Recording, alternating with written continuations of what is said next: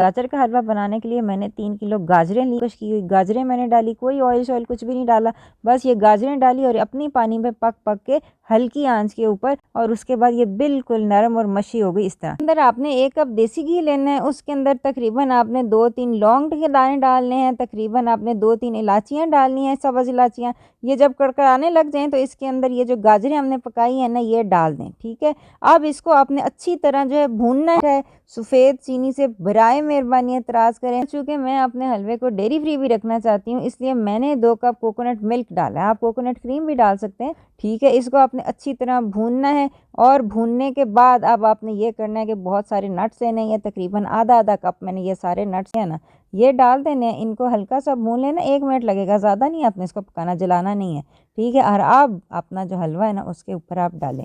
ये आपने मुझे बनाना है और बताना है कैसा बना है और कितने मज़े का बना है, और आपने कौन सा वाला बनाया है।